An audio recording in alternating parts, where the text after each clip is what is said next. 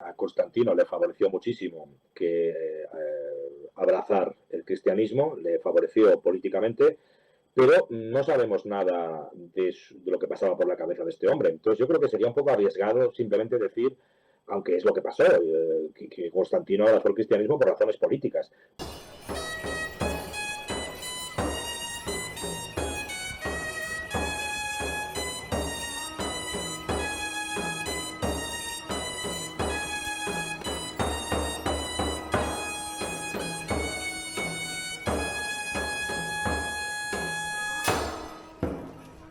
Salvete, Quirites, bienvenidos un día más a la taberna de Castor y Pollux, tu taberna de divulgación de historia antigua en general, historia greco-romana en particular. Pues hoy estamos de estreno, se había dilatado en el tiempo, pero ya no nos va a hacer esperar más. Vamos a viajar a la Roma del siglo IV, que es una Roma que no estamos muy acostumbrados a tratar, pero hoy, aprovechando la publicación de su segunda obra, vamos a hacer una inmersión de lleno en ese mundo que algunos califican como decadente, pero veremos que está muy lejos de la realidad y vemos que esa Roma todavía pues es una Roma bastante potente. Y bueno, no me enrollo más, que tengo esa fijación, ¿no?, de enrollarme tanto, y vamos a presentar al invitado, que es nada más y nada menos que Carlos de Miguel, del Ocaso de Roma. ¿Qué tal, Carlos? ¿Cómo estás? Bienvenido. Hola Adrián, pues nada, encantado de estar aquí y muchísimas gracias por invitarme a tu canal. Hombre, faltaría más. Ya sabes que aquí, divulgadores de la historia, somos como una gran familia. Yo con vosotros, vamos, mi espada es vuestra, eso lo sabéis.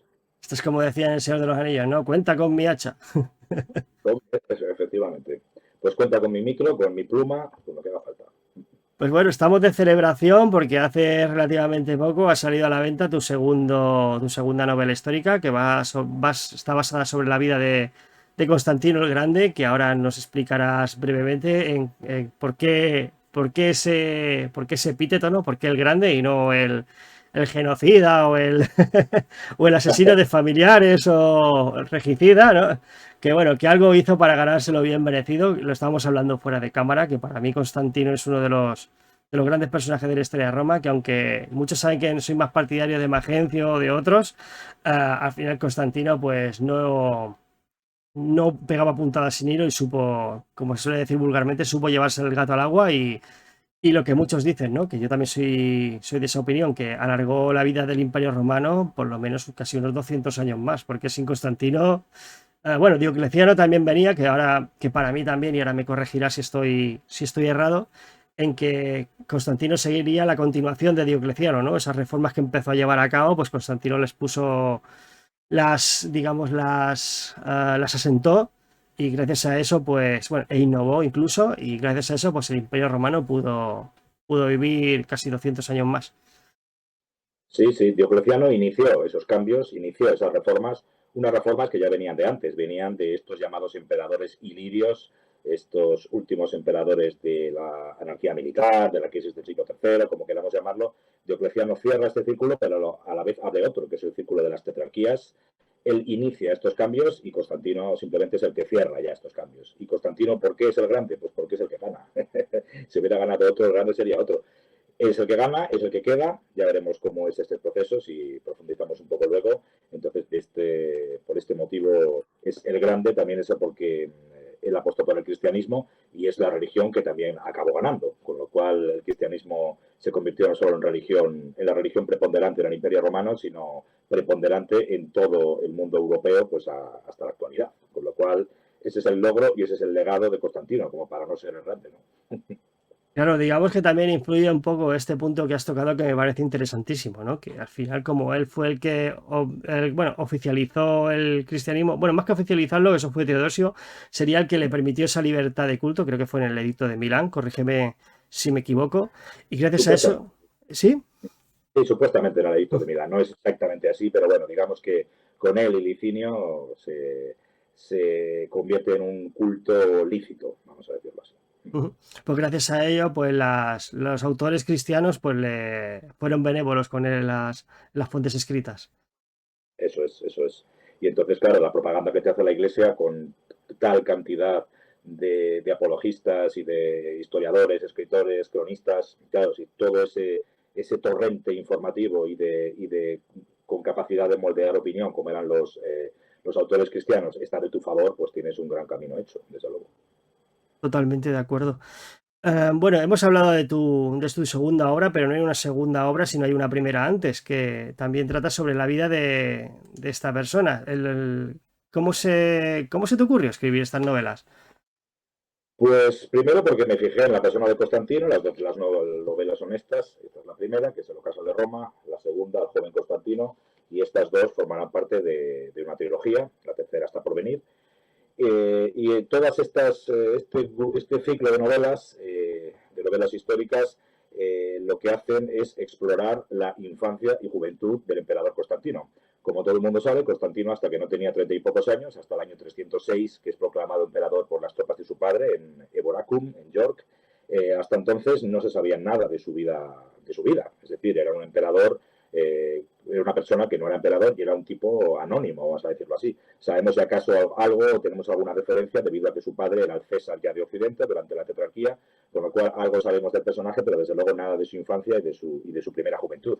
Entonces, claro, digamos que el Constantino público es Constantino el Grande, Constantino emperador, este Constantino adulto que hace tantas reformas y tantos cambios. Pero claro, si no sabemos nada de él ni de su actuación política hasta que no tiene 30 y pocos años, ¿qué pasó con esas primeras 3 décadas de su vida? Para mí se me hacía un misterio esto.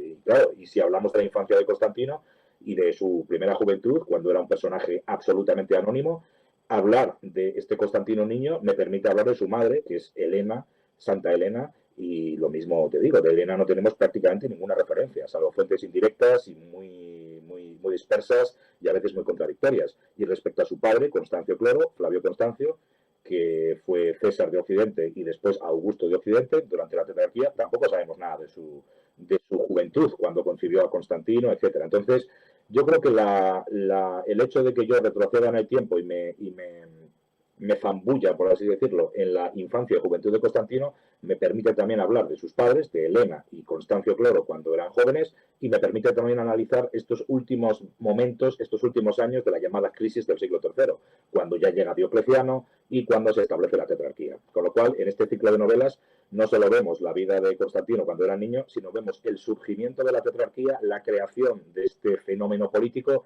vemos a un Diocleciano muy joven también, que salta al poder enseguida. Vemos la guerra civil que emprende este emperador con Caro y la última dinastía, Caro, Carino y Numeriano, que son los últimos emperadores del Imperio Romano antes de la llegada de la tetrarquía. Entonces, me permite hablar de estos pequeños personajes, me permite explorar cómo era este Imperio Romano tan cambiante, tan convulso, tan interesante. Entonces, de ahí la infancia de Constantino. Entonces, pues así lo hice. Ujú, totalmente. Y la pregunta es, ¿por qué Constantino? ¿Por qué has elegido este personaje? Pues Constantino es el que gana en todo este ciclo bélico y de pugna política y de grandes cambios económicos e incluso religiosos. El triunfador absoluto es Constantino. En todo este mundo de división de poder, que es lo que conocemos como la tetrarquía, de todos los tetrarcas, que no solo hubo cuatro en la primera tetrarquía, pero luego hubo una segunda tetrarquía, una tercera tetrarquía. El triunfador absoluto de todo este proceso fue Constantino. Constantino es el nuevo Augusto. Vamos a ver. Augusto, como sabemos, además a ti, Adrián, que te gusta tanto este personaje, me corroborarás esto o me dirás que estoy equivocado. Augusto Octavio es el triunfador de todo un proceso de triunviratos, que son grupos de 3, gobiernos de 3 personas que se alían entre ellos, casan a sus hijos entre ellos o se casan entre sus allegados, pactan entre ellos, también guerrean entre ellos, etcétera. Y estos triunviratos hay 2 en principio, que son, pues ya sabemos, los grandes personajes, ¿no? Que son Marco Antonio, que son Pompeyo, Craso, etcétera. Todos estos personajes se alían en estos grupos de 3, pero al final, como acaban guerreando entre ellos, al final solo queda uno. Los últimos 2 triunviros que quedaban vivos, por así decirlo, fueron Marco Antonio por un lado y Octavio por otro, y después de una última guerra civil entre estos 2, solo quedó uno. Y este último que quedó fue Octavio, que se convirtió en el primer emperador de Roma, ¿no? Y este ya inició una dinastía, etcétera. Bueno, pues lo mismo ocurre con Constantino. Lo que pasa es que en vez de grupos de 3, hablamos de grupos de 4. En vez de triunviratos, hablamos de tetrarquías. Hay varias tetrarquías que son grupos de 4 personas que se casan entre ellos, se alían entre ellos, guerrean, por supuesto, entre ellos y al final solo quedó uno. Este uno que quedó fue Constantino. Constantino es el triunfador de las tetrarquías, al igual que Octavio fue el triunfador de los triunviratos. Cuando este triunfador de los triunviratos, que es Octavio Augusto, gana, pone en marcha el imperio y pone en marcha una dinastía. Constantino hace lo mismo, pone en marcha el nuevo imperio y pone en marcha un nuevo sistema político, una autocracia hecha a su medida, en donde cambian también muchas cosas. Fíjate la diferencia que hay entre el imperio de Augusto y la república que había antes, pues esa es la gran diferencia que hay entre el nuevo imperio de Constantino y lo que había antes. Para empezar, la gran diferencia es que directamente la religión de Roma ya no es la vieja religión cívica basada en los antiguos dioses, sino que la nueva religión de Roma es el cristianismo, una religión que había estado perseguida hasta la semana anterior prácticamente, o hasta pocos años antes. O sea, eso es lo que... Por eso Constantino es tan importante. Porque, ¿qué ocurre? ¿Cuántas películas, cuántas series, cuántas novelas, cuántos libros hay dedicados a Augusto? ¿Y cuántas películas, cuántas novelas y cuántas series hay dedicadas a Constantino? Pues nada, para remediar eso, aquí está la segunda de momento. De momento, y viene una tercera en camino. Ahí estamos, no se puede decir más. Pues nada, ya sabéis, si estáis interesados en explorar esta vida tan interesante como es la vida de Constantino, pues pondré por aquí los enlaces a tus novelas en la descripción del vídeo para que la gente pueda acceder y pueda indagar más. Y hay un punto también muy interesante, porque yo reconozco que el libro físicamente todavía no lo tengo, pero lo he estado ojeando, me lo han dejado y he visto que los mapas son espectaculares, que también es una seña de identidad de la casa. Sí, haré que te llegue un libro, de todas formas, se lo diré a mis compañeros de Espasa. Los mapas no son míos, desgraciadamente. Míos son los mapas de En defensa de Roma, de Federico Romero Díaz, como sabemos. Eso sí que los hice yo, o algunos otros, de algunas publicaciones. Pero Espasa tiene su propio equipo de cartógrafos. Entonces, bueno, el equipo de cartógrafos del ocaso de Roma no ha podido acceder a ello todavía. Pero bueno, aquí, por ejemplo, vemos los mapas de la anterior novela, de la nueva novela. En este caso se ve el Oriente.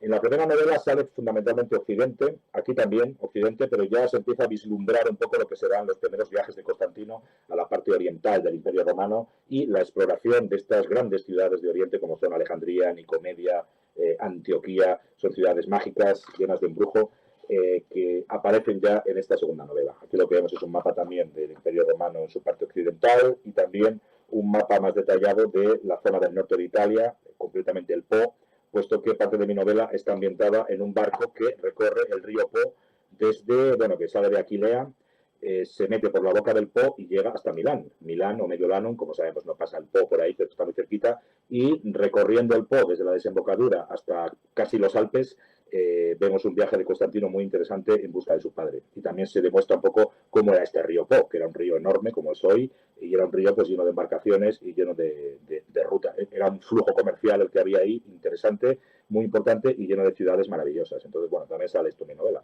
Entonces, de ahí que los mapas sean muy, muy importantes y necesarios. Y esto es lo mismo. Aquí en la primera novela, que es esta, pues hay mapas que muestran lo mismo, la parte occidental, la parte oriental. Esto es un mapa general del Imperio Romano.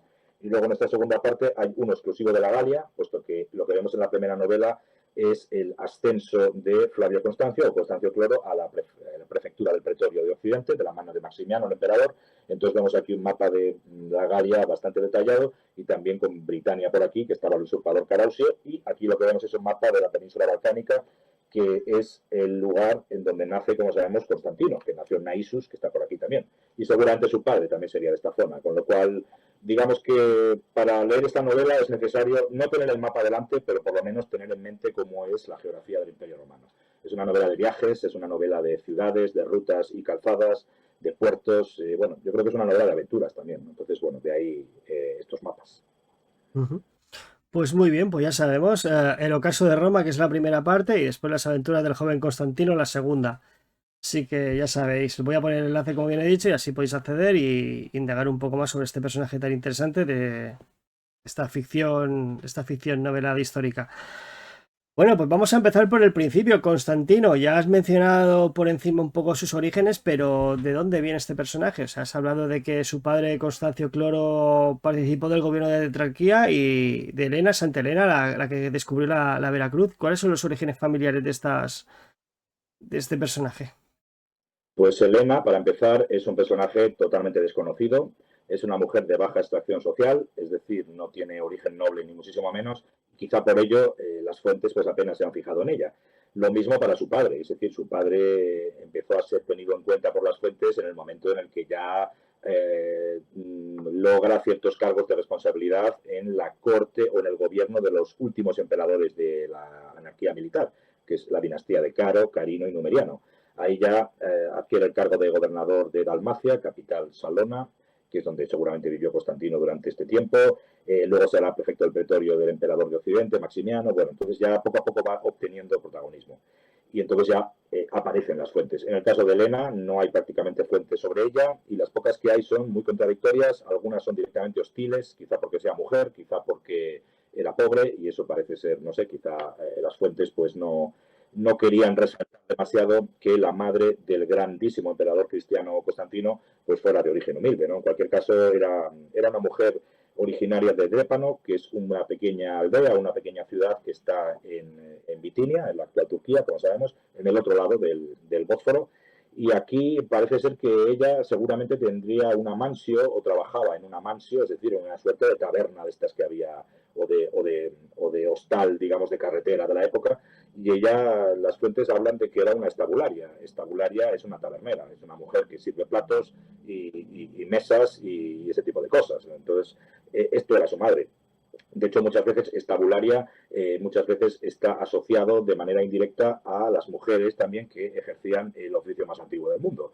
Entonces, hay gente que dice que incluso Helena pudo tener este origen humilde dentro de los humildes, ¿no? Entonces, no sabemos si Helena fue esto, en cualquier caso sí que era una mujer muy humilde.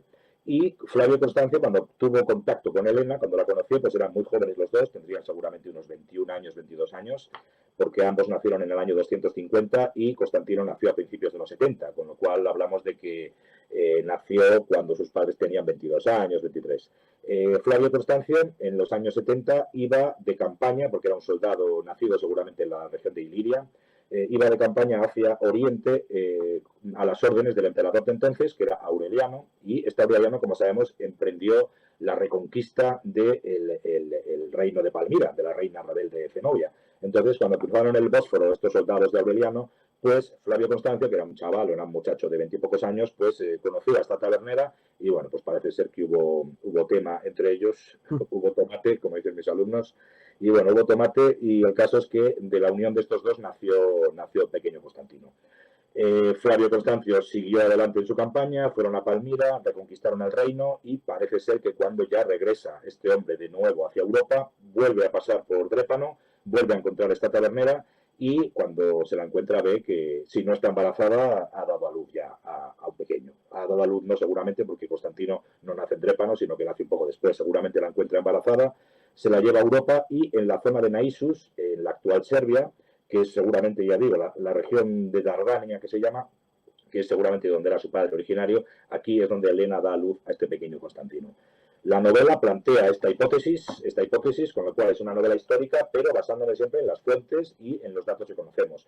Seguramente, si Helena no dio a luz sola, sin la figura del padre cerca, de Flavio Constancio, si no fue así, pues poco debió de faltar, porque su padre era una persona muy ocupada que estaba siempre en campaña, de aquí para allá, y después de acabar con la reina rebelde de Palmira, pues tuvieron que marchar las tropas de Aureliano a Occidente a sofocar la rebelión de los emperadores galos, ¿no? Que es la época esta del imperio galo famoso.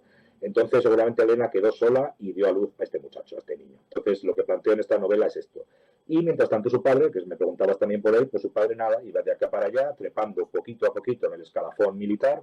De hecho, tenemos que saber que durante estos periodos de crisis la forma más eficaz de trepar en el escalafón social era mediante la carrera militar, o como se dirá después, ya en el siglo XIX, siglo XX, por méritos de guerra, ¿no? que se dice después. ¿No? Bueno, pues por méritos de guerra este hombre fue ascendiendo en el escalafón militar hasta que llegó muy arriba, porque debía ser un buen soldado y debía ser un tipo listo, desde luego. Constantino salió a él. De hecho, Flavio Constancio era un tipo inteligente, quizá en la novela le planto un toque de quizá demasiado ambicioso, y el caso es que, bueno, Flavio Constancio entronca con la familia imperial reinante, ya no era la de Aureliano, sino la de los últimos emperadores de la crisis del siglo III, que es el emperador Caro, y sus hijos, Carino, que será emperador de Occidente, y Caro, emperador de Oriente.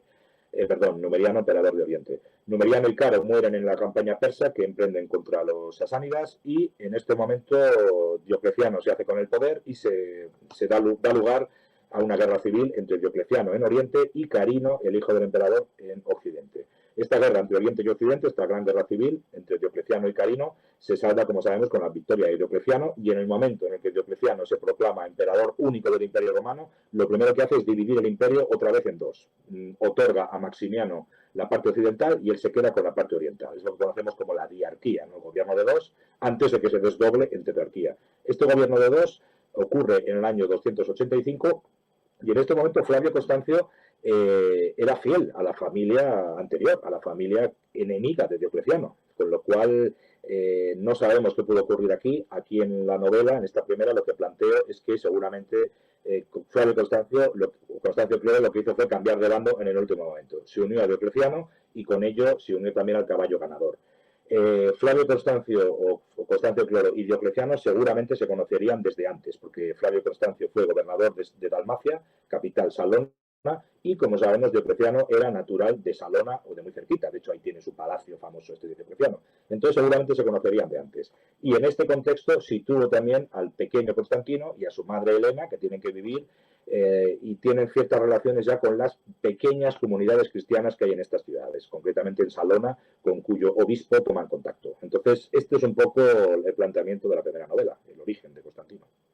Has nombrado a Diocleciano, también es un personaje que considero súper interesante porque, como bien has dicho, fue el que puso punto y final a este periodo conocido como la anarquía militar, que si mal no recuerdo fueron unos 50 y largos años, unos 60 años de guerras intestinas que parecía que eso no se iba a acabar nunca y él al final pues se ve que consiguió un equilibrio de poderes bastante estable para lograr, da la redundancia, a estabilizar lo que sería el Imperio Romano. Me gustaría hacer un podcast sobre él en el futuro, me lo anoto. Diocleciano, muy interesante, sí, sí, sí. La anarquía militar se duró desde el 235, que es en el momento en el que es asesinado el último emperador de la última dinastía estable del Imperio Romano, que son los Severos, como sabemos, y este último emperador es Alejandro Severo. Es asesinado en el año 285 y comienza pues todo un periplo toda una odisea de asesinatos de emperadores que durará hasta el 285, que es cuando Diocleciano vence a Carino en esta guerra civil. Son exactamente 50 años. En 50 años encontramos a más de 70 emperadores, en 50 años. Ten en cuenta que en los dos primeros siglos del Imperio Romano, desde la época de Augusto hasta Alejandro Severo, es decir, las cuatro primeras dinastías, los Severos, los Flavios, los Antoninos y los Julio Claudios, los Flavios, los Antoninos y los Severos, tenemos, no sé si son 16 emperadores. 16 emperadores en más de 200 años. Y ahora en 5 décadas tenemos a más de 70. Y eso sin contar a usurpadores y, bueno, a emperadores, antiemperadores. Bueno, es una época de crisis política evidente. Diocleciano es el que pone fin a todo esto, pero para poner fin a esta división terrible del Imperio Romano, lo que hace él es dividir el imperio también. Lo que pasa es que es una división controlada ya. En vez de una división caótica como la que hubo durante el siglo III, es una división controlada que permite, de alguna forma, llegar a todos los rincones del Imperio Romano con un emperador. Cuando esto se desdobló en cuatro, cuando nace la tetrarquía, había 4 emperadores con 4 ejércitos, cuatro cortes, vamos a decirlo así, y también 4 capitales, aunque las capitales no eran fijas, ni mucho menos, pero bueno, cuatro gobiernos distintos, y si hay una usurpación en Britania, pues ahí había un emperador cerquita, que era el emperador de Occidente. Si hay una usurpación o hay, por ejemplo, alguna guerra importante o algún altercado en el norte de África, ahí hay otro emperador. Si hay algo en Egipto, pues ahí hay otro. Y si pasa algo en la zona del Bajo Danubio, pues ahí tenemos también a Diocleciano. O sea, siempre hay algún emperador cerca del peligro y de esta manera no tenemos que desplazarnos continuamente de aquí para allá. Y también evitamos que surjan usurpadores, porque muchas veces los usurpadores que había tantos en esta época no son gente ambiciosa, ni muchísimo menos, que lo eran, por supuesto, sino que surgen como respuesta a la necesidad de un emperador en ese punto concreto que los bárbaros habían roto la frontera o en ese punto concreto donde se había producido un altercado de cualquier tipo. Entonces, el pueblo, la gente y las propias tropas necesitaban un emperador ahí para poder tener el mando suficiente para poder hacer frente a esa catástrofe que se estaba produciendo. Entonces, claro, surgían emperadores de manera continua, sobre todo en el Danubio, en el Rin y en Oriente. Concretamente en el Danubio y en el Rin eran muy habituales. ¿Qué ocurre? Que ahora, como tenemos una tetrarquía y esto está ya más controlado, ahora no necesitamos que surja un usurpador, sino que simplemente tenemos ya un emperador en serie, de serie, digamos, ahí. Tenemos un emperador interino, por así decirlo, que le estamos colocando siempre en este lugar y siempre va a haber un emperador o un gobernante con, por supuesto, gran mando militar cerca del peligro. Y de esta forma, Diocleciano con sus tetrarcas va conjurando el peligro allá donde surge. Y eso es una idea muy inteligente y un poco pues de la antigua división del imperio. Ujú. Aquí hay muchísima tela que cortar, porque por ejemplo, para empezar, nos damos cuenta que en este momento la idea de Roma ya había rebasado sobradamente lo que eran los límites de la ciudad-estado, ¿no? Que ya Roma ya no se centraba en la misma ciudad, sino que se podía relacionar con todas las partes en las que Roma ejercía su hegemonía, ¿no? O como lo que conocemos nosotros como su imperio. O sea, ya vemos que ya Roma ya había quedado súper desfasada, ¿no? Había quedado en un segundo plano y el poder básicamente se centralizaba donde estaba la corte del emperador, que en este momento era semi-itinerante. Eso es. Roma es donde el emperador está. Eso no sé quién lo decía, no sé si era Lactancio, no recuerdo, que hablaba precisamente de este tema, ¿no? Y también sale en la primera novela, al final ya, está uno de los emperadores está hablando y dice, no, pues que nos tenemos que ir a Roma, porque es precisamente cuando Carino, el hijo de Caro, Carino enseguida se enfrentará en una guerra civil contra Diocleciano, cuando Carino tiene que ir a Roma a hablar con el Senado para ser proclamado emperador, pero ya había sido designado emperador por su padre, porque él era César de su padre y enseguida llegó a Augusto. Entonces, pero claro, el hecho de que tuviera que ir a rendir pleitesía al Senado de Roma le fastidiaba, ¿no? Entonces, en la novela esta primera hay una frase que dice Carino, que dice algo así como que Roma es ese culo que todo emperador debe besar en el momento que es designado, ¿no? Dice, y es algo totalmente superfluo ya, porque Roma no es nada, ¿no? La ciudad de Roma a mí no me interesa, decía él, ¿no? Es decir, y esos viejos senadores orondos, acomodados que viven en Roma, lo que es el Senado romano, ya no tiene nada que decir al mundo, y menos a un gran emperador como yo. Entonces, Roma efectivamente se convierte en algo superfluo, en algo que ya no tiene tanta importancia política como tenía, por supuesto, en tiempos de la primera dinastía o en tiempos de la República, y es precisamente en esta parte de la novela cuando uno de los personajes dice que sí, que efectivamente no está en el centro de Italia, sino que Roma está donde el emperador está. Ahí está Roma. Y Roma puede estar en una tienda de campaña en mitad del Danubio. Bien, pues ahí está Roma. Pero ya no está en el Lacio nunca más.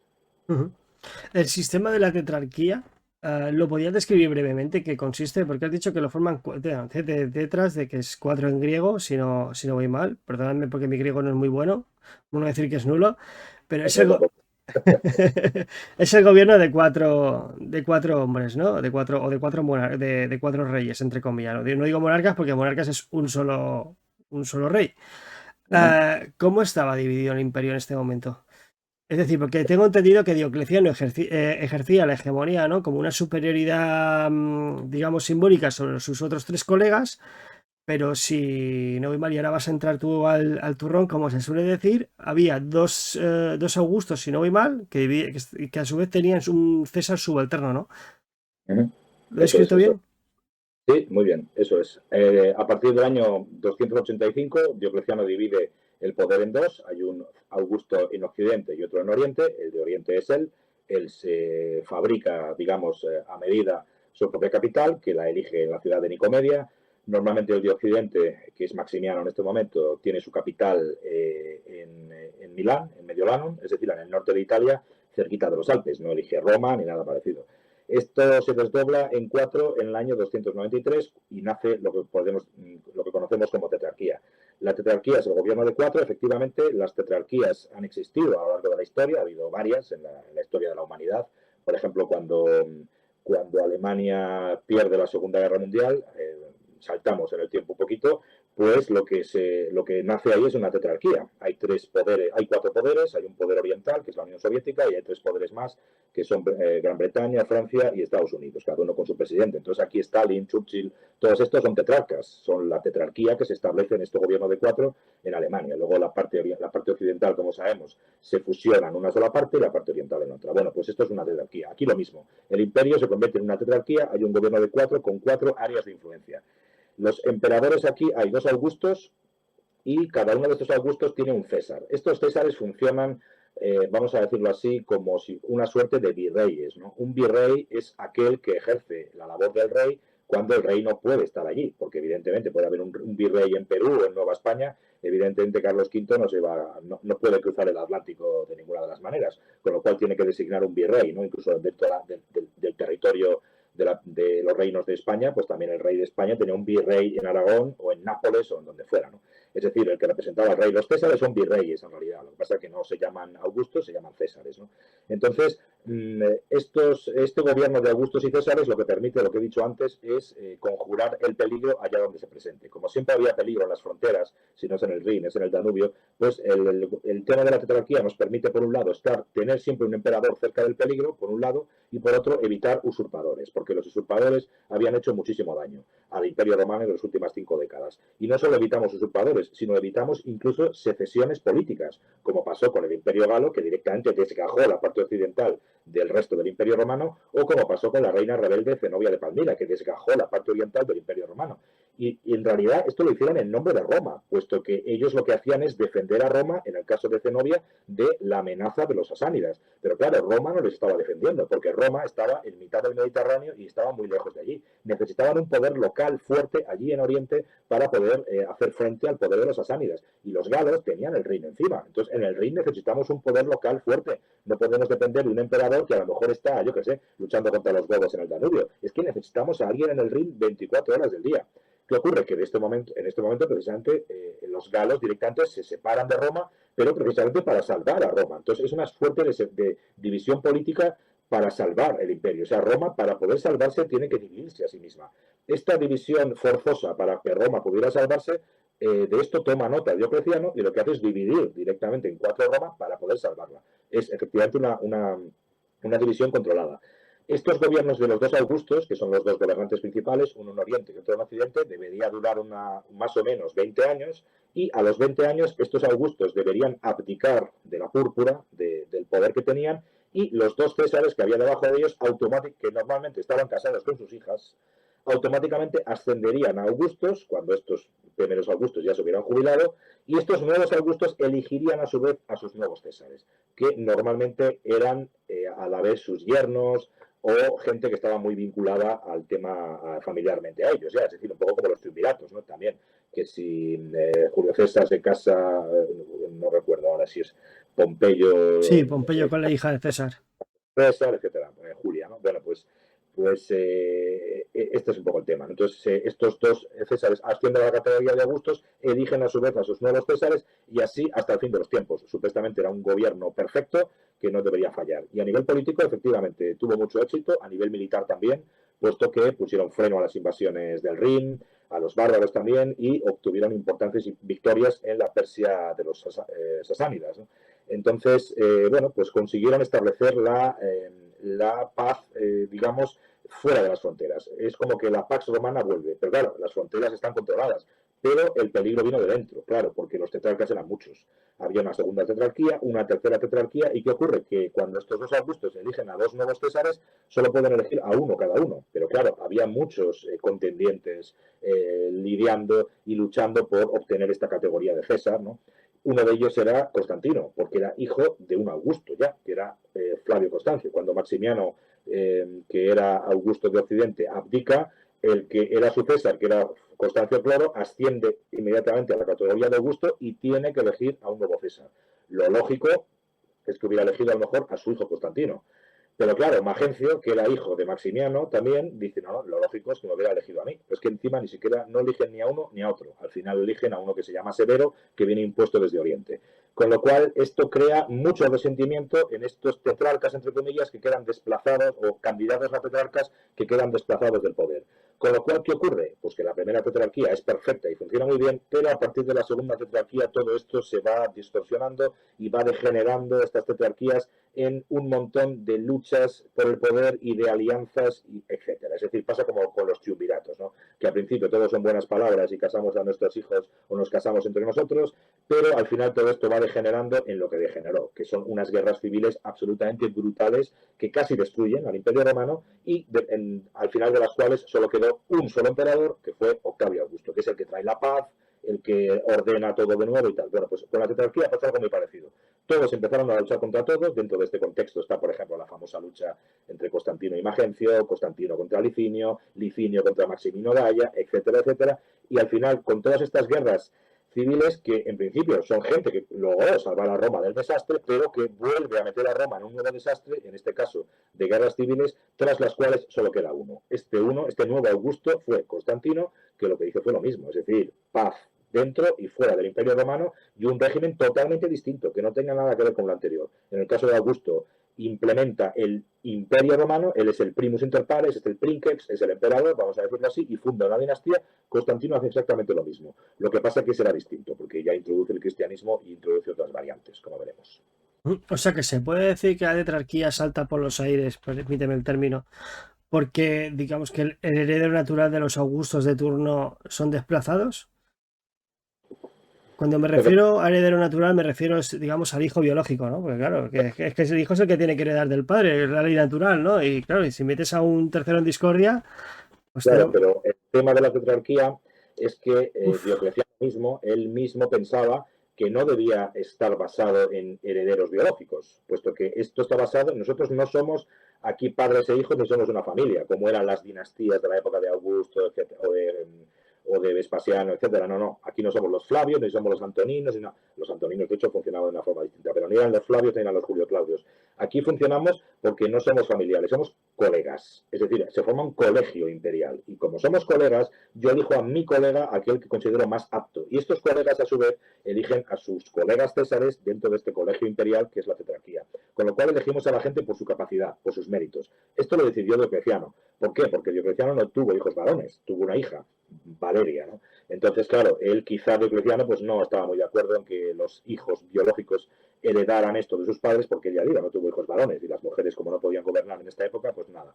¿Qué ocurre? Que casó a su hija Valeria, eso sí, con Galerio, y Galerio sí fue su César, ¿no? Entonces, ella casó a su hija con su César. Entonces, en el fondo no era tema biológico, pero claro, el tema biológico pesa mucho. Y cuando tú ves que Maximiano Herculio, que era el tetrarca de Occidente, tiene un hijo con más o menos capacidad militar y de gobierno como era Magencio, pues claro, este se sentía muy totalmente desplazado. O sea, me da igual que seamos colegas o no, pero aquí hay un príncipe, que soy yo, que me llama Magencio, y no tengo por qué estar desplazado del poder, ¿no? Entonces a él le sentó muy mal quedarse fuera. Lo mismo le pasó a Constantino. Constantino tenía mucho miedo de quedarse fuera. Lo que pasa es que tuvo suerte aquí, puesto que su padre en el año 306 estaba luchando en Britania contra las tribus hostiles de más allá del muro de Adriano, contra los pictos, y en este Constantino huye de la corte de Oriente o se marcha de la corte de Oriente que vivía en este momento junto a Galerio. Galerio era un gran enemigo suyo, de hecho, y también de su padre. Y cuando logra llegar a Britania, pues se une a su padre, a este emperador de Occidente, y emprenden una campaña juntos aquí en Britania. ¿Qué ocurre? Que este hombre, Flavio Constancio Cloro, muere en este momento, muere este verano del año 306 en York, y claro, no tenemos emperador en Occidente. ¿Qué pasa? Que en este momento Galerio ya tenía pensado, que era el Augusto de Oriente, tenía pensado ya designar un emperador para Oriente, porque Galerio era el nuevo Diocleciano, era el jefe de los tetrarcas, ¿no? Y dice, que se ha muerto Constancio Cloro en Britania, no te preocupes, ya te mando para allá a uno que llegará en un mes o dos. Vale, ¿qué pasa? Que esto no gustaba a las tropas de Constancio Cloro, puesto que las tropas del padre de Constantino querían a alguien de la familia de Constantino, a alguien tan bueno como Flavio Constancio, y es más, ellos tenían miedo de que si desde Oriente les mandaban un emperador, este emperador pues igual les podía llevar en campaña, vete a saber dónde, igual se les llevaba al norte de Italia, se les llevaba a Hispania o al norte de África, y ellos no querían moverse de la zona de Britania y la Galia, ¿no? Entonces, ¿qué se les ocurre? Pues nombrar emperador al hijo del muerto, que en este caso es Constantino, ¿no?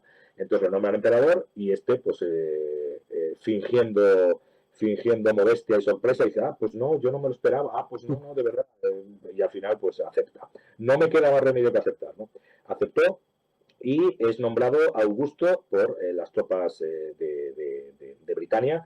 Al final Galerio hace una política de hechos consumados, no le queda más remedio que reconocerlo, pero le reconoce en principio la categoría de César.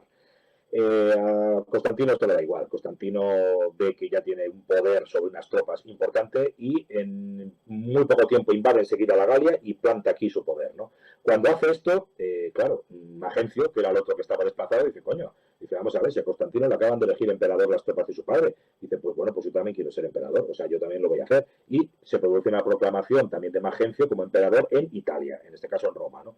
De hecho, él de alguna forma agasaja a la vieja ciudad de Roma, que había quedado ya tan desplazada de los centros de poder, y él la agasaja a la ciudad de Roma. La hace favores, ¿no? La dice, si me apoyáis a mí, Roma volverá a ser lo que era, ¿no? Esta vieja Roma que gobernó el mundo y que ahora estos nuevos emperadores dejan de lado, conmigo esto no va a pasar. De hecho, Magencio además era abiertamente pagano, etcétera, ¿no?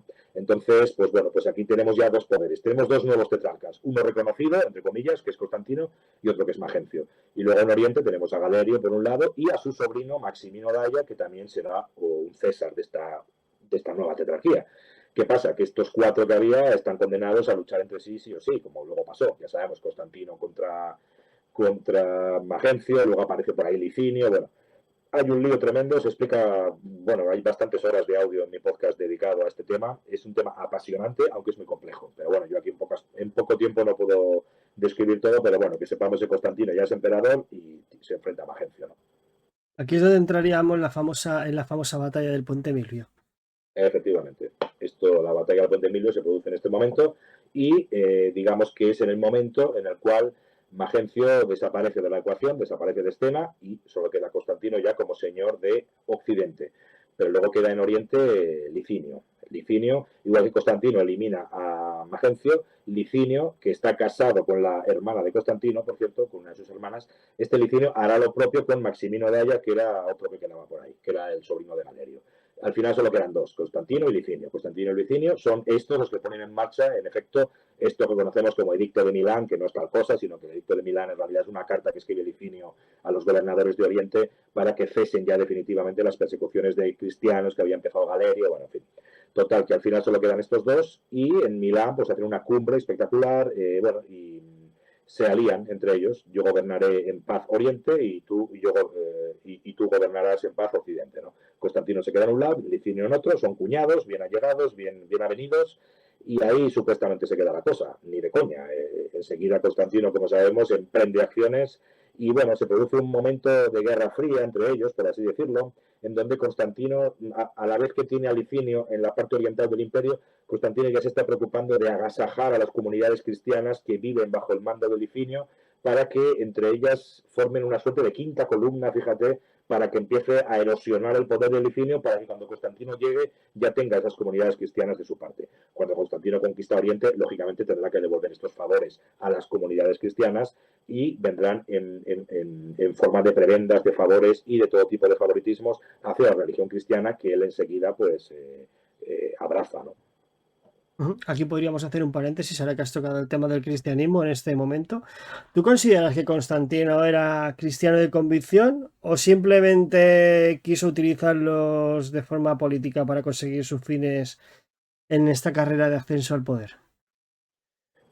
Ambas cosas. Yo creo que evidentemente a Constantino le favoreció muchísimo que abrazar el cristianismo, le favoreció políticamente, pero no sabemos nada de lo que pasaba por la cabeza de este hombre. Entonces yo creo que sería un poco arriesgado simplemente decir, aunque es lo que pasó, que Constantino abrazó el cristianismo por razones políticas, pero tampoco podemos decirlo tan alegremente. Yo no sé lo que pasaba por la cabeza de Constantino y sobre todo no sabemos lo que pasó en los 30 primeros años de vida de Constantino. No sabemos si Constantino vivió entre cristianos, conoció a cristianos, etcétera. De hecho, la tesis que planteo en esta primera novela y enseguida en la segunda es que Constantino en su infancia, junto a su madre, Helena, vivió en estas pequeñas comunidades cristianas porque, vamos a ver, una mujer sola que da a luz a un niño en la Roma de la época, que es una Roma convulsa, terrible, inestable, desigual, económicamente la cosa está mal, ¿no? Estamos en un momento de crisis.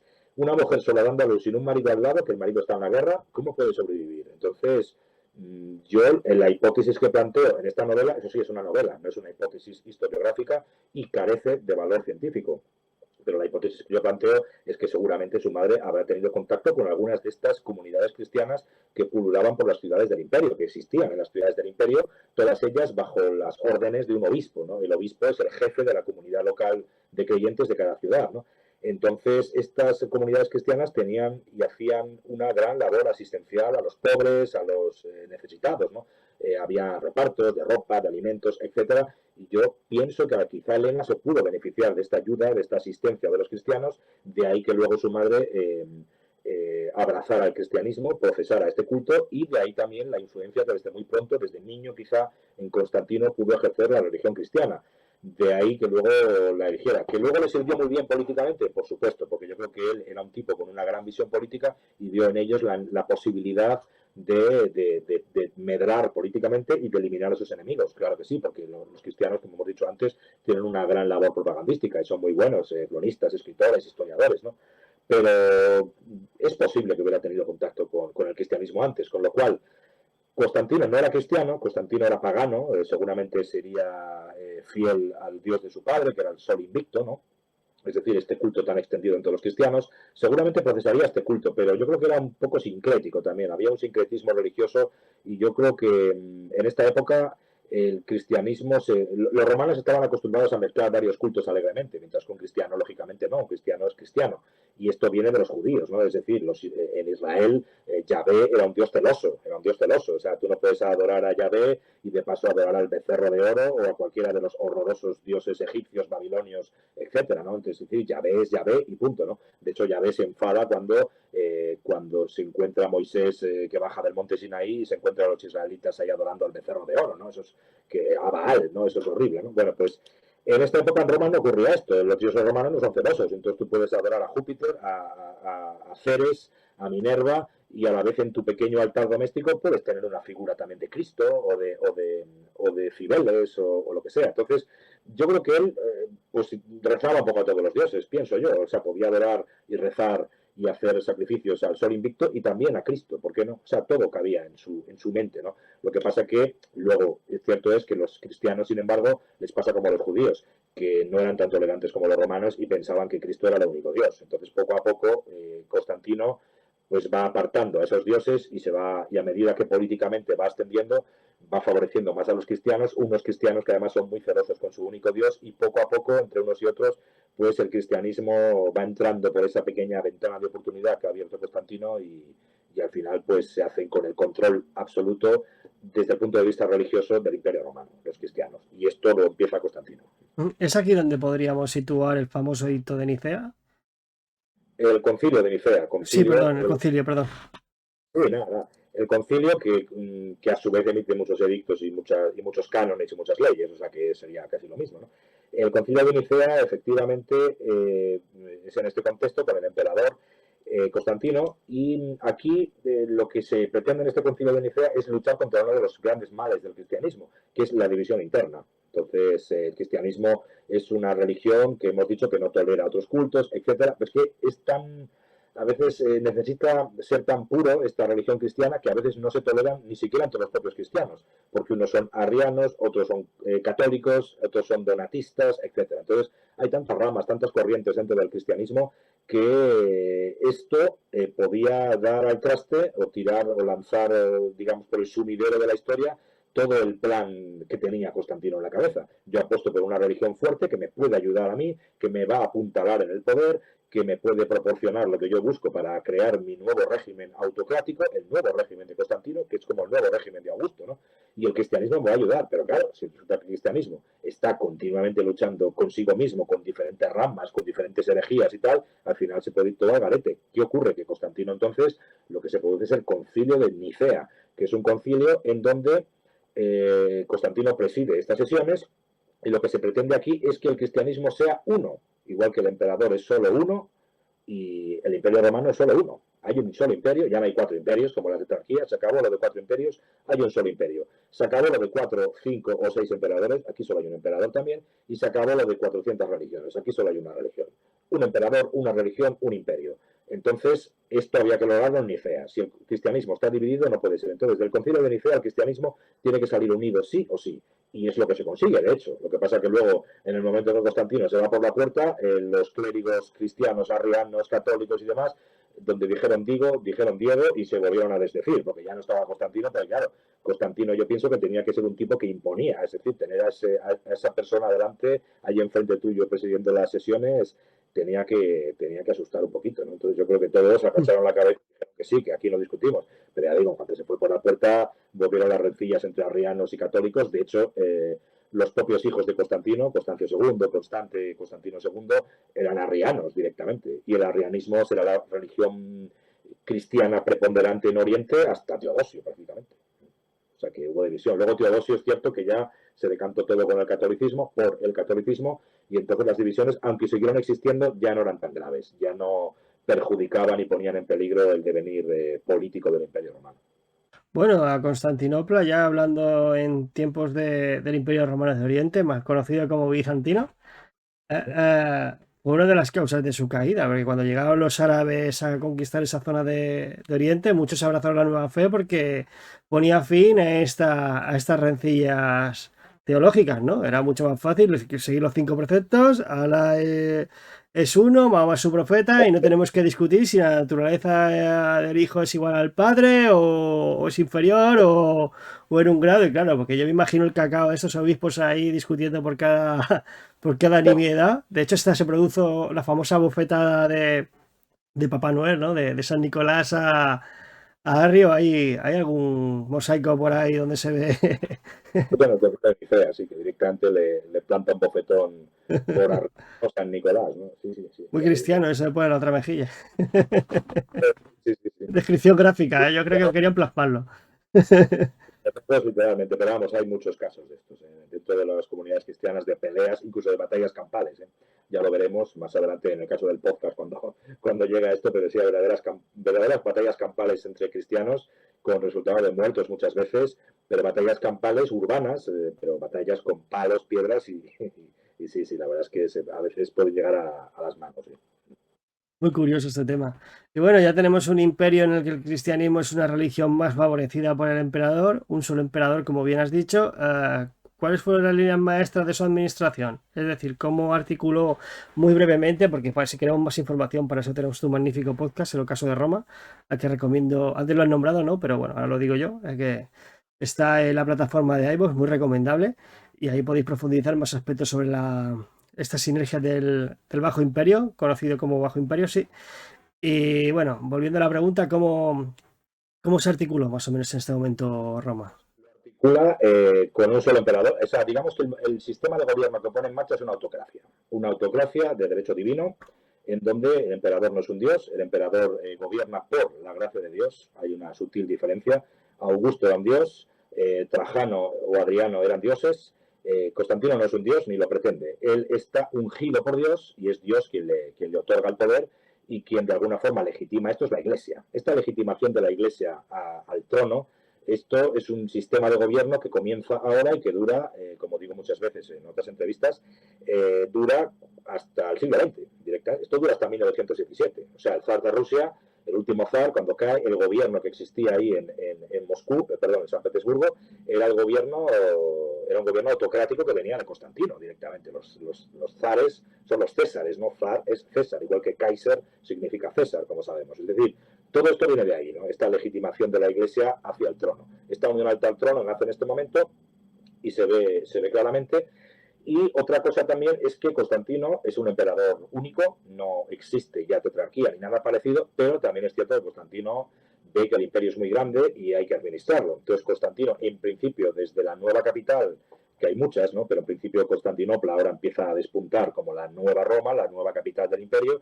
Desde ahí no puedes gobernar todo el territorio, toda la extensión geográfica del Imperio Romano. Es decir, desde Constantinopla es muy difícil gobernar Britania, gobernar el norte de África, ¿no? Gobernar Mesopotamia, aunque esté un poco más cerca, pero no deja de estar un poco a desmano también. Egipto, el siempre revoltoso Egipto, ¿no? Entonces, ¿qué es lo que hace Constantino? Pues pone en marcha un sistema también de césares. Lo que pasa es que ya no son colegas, ya no es un colegio imperial y ya no son dos Augustos y dos Césares, sino que hay un único Augusto, un Augustísimo, que es Constantino, y una serie de Césares que son sus hijos, por supuesto. O sea, nada sale de la familia ahora, es decir, vuelve el sistema de dinastías que nació con los Julio Claudios, ¿no? Vuelve ese sistema de dinastías absolutas. Nadie que no tenga la sangre constantiniana puede ejercer ningún cargo de poder y los Césares son sus hijos. Estos césares funcionan como virreyes directamente, igual que en la tetrarquía, pero ahora es mucho más acusado. Entonces, Constantino puede estar en Constantinopla o puede estar en cualquier lugar que se precie, porque Constantino no era un tipo estático tampoco, y sus hijos, Constantino II,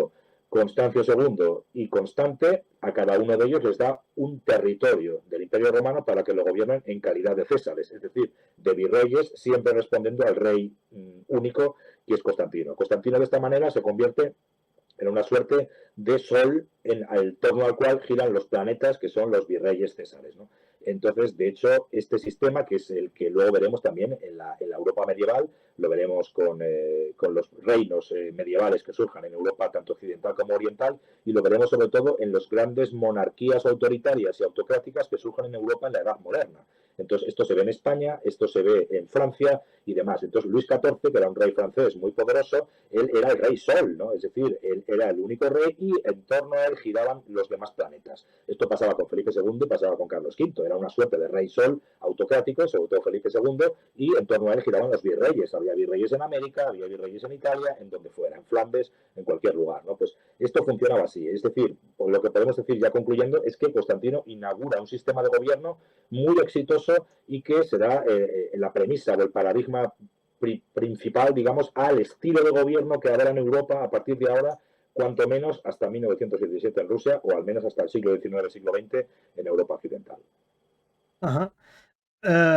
Has dicho que se quedan sus tres hijos, o sea, los tres hijos estarían supeditados a su autoridad, por así decirlo. Hombre, claro, por supuesto, por supuesto. Solo en el momento en que Constantino muere es cuando sus tres hijos ya pueden empezar a hacer cosas, pero claro, cuando Constantino muere, sus tres hijos, solo uno de ellos puede ascender a Augusto y los otros dos seguirán siendo césares, ¿no? ¿Qué ocurre? Que en el momento en que Constantino muere, sus hijos se despedazan entre ellos. Se despedazan entre ellos. Son peor que los herederos de Alejandro Magno. Igual, se despedazan entre ellos, pues lo mismo. De hecho, comienzan las famosas purgas del año 337, que no es otra cosa que los hijos de Constantino, que en principio se ponen de acuerdo entre ellos, lo que hacen es directamente asesinar a todo familiar que pudiera hacerle sombra y que pudiera reclamar una pizca de poder. Ese es asesinado, es envenenado, es ejecutado, no queda nadie con vida. Entonces se produce una suerte de purgas terribles ahora a la muerte de Constantino. Y claro, esto de pequeño lo ve un jovencito sobrino de Constantino que se llama Juliano. Juliano, este pequeño sobrino, ve esto de niño y ve como los hermanos sus primos, los hijos de Constantino, matan a todos los familiares y matan al propio padre de Juliano, el futuro Juliano el Apóstata, matan a su hermano mayor, etcétera. Entonces él ve que estos primos suyos, cristianísimos, pues él siempre decía en sus memorias que esto de cristiano tenía muy poco, esto de matar a tus propios familiares, ¿no? Entonces, de hecho, al final el propio Juliano, junto con su hermano Galo, como eran niños, pues al final se libran de esta purga, se libran por los pelos y son exiliados a Capadocia, y ahí pasan buena parte de su infancia como dos príncipes niños un poco incómodos que no se atreve nadie a matar, pero que están bajo estrecha vigilancia, ¿no? Entonces, esto es lo que se produce, es un sistema opresivo y un poco claustrofóbico, ¿no? El hecho de que por pertenecer a esta familia o puedes tener todo y llegar a ser emperador y César, o puedes directamente morir ejecutado por tu vinculación precisamente a la familia, ¿no? Totalmente. Bueno, eso ya lo vivió Calígula 300 años atrás, ¿sabes? Que fue el último superviviente de una purga bestial por parte de Tiberio. Y claro, y eso tuvo que dejar secuelas. Y a Juliano le debió pasar algo así parecido. Así es, así es. Bueno, pues O sea, hemos... ¿Perdón? que no es nada nuevo esto de las purgas familiares, esto ha ocurrido siempre. La erótica del poder, ya se sabe, aquí no se libra ni el apuntador, como se suele decir. Pues Pues sí. Carlos de Miguel, muchísimas gracias. Nos has hecho un resumen bastante, o sea, muy, muy bueno, muy breve, muy conciso sobre la vida de Constantino, que a mí personalmente me ha despertado más interés sobre este personaje al que tenía ganas de adentrarme en su figura. Y recomiendo a todos los oyentes, bueno, a todos nuestros taberneros que nos están viendo en este momento, pues eso, que si quieren indagar más, pues tienen un podcast buenísimo, como el caso de Roma en iVoox, como hemos dicho antes, donde podremos ver en más profundidad, ¿no? Más detalles sobre la vida de este personaje tan interesante. Y otro punto también que hemos tocado, la vida de otros dos colosos, ¿no? De esta época, que eran Diocleciano y Juliano, al cual, pues, si quieres, está la encerrona y en el futuro podemos tocar también así brevemente un poco las líneas maestras sobre su vida, porque también son personajazos que dieron mucho que hablar en su momento y muchos años después de su muerte, hasta tal punto que hoy en día los conocemos. Sí, Juliano o Diocleciano, o de los dos. Yo recojo el guante y cuando quieras venimos aquí a hablar de ellos. Te tomo la palabra, queda testimonio gráfico.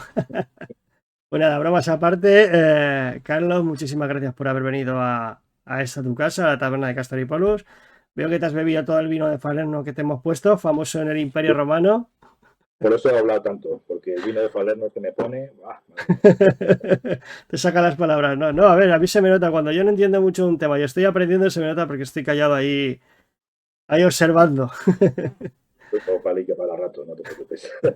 Pues nada, vendrán más. A lo dicho, muchas gracias. Y vosotros taberneros ya sabéis, El Ocaso de Roma, plataforma iVoox.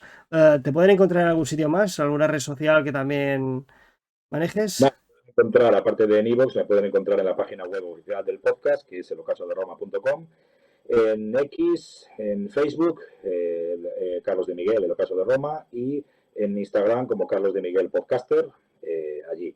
Y luego, por supuesto, en la web oficial de Planeta para mis novelas sobre la infancia de Constantino y la vida también de Diocleciano y de Flavio Constancio Cloro. Entonces aquí pueden encontrar mucha información también, en este caso es novela, pero bueno, me gustaría que se lo leyeran y me dieran su opinión también.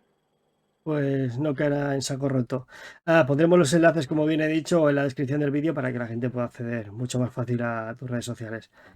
Y nada, pues con esto hoy no voy a hacer la despedida. Ya saben que si quieren suscribirse, saben lo que tienen que hacer. Darle al dedito para apoyar el canal, darle un buen like, compartir con los amigos que consideren que les gusta este contenido, suscribiros, importante, y dejar un buen comentario, siempre desde el respeto, que como siempre decimos, pues esto es un camino que va en dos direcciones. Todos aprendemos de todo. Y creo que no me dejo nada. Si no, en todo caso voy a poner el vídeo cierre porque así seguro que no me dejo nada. Y nada, y ahora sí nos despedimos con un buen balete, et gaudete quirites, marca de la casa. Hasta otra. Y a ti, Kirite, decirte que si te ha gustado este contenido, puedes apoyarlo dándole un buen like, suscribiéndote, compartiéndolo con tus amigos y dándole a la campanita para que no te pierdas ninguno de tus programas favoritos. Y ahora sí, con esto me despido con un buen balete, et gaudete quirites. ¡Hasta otra!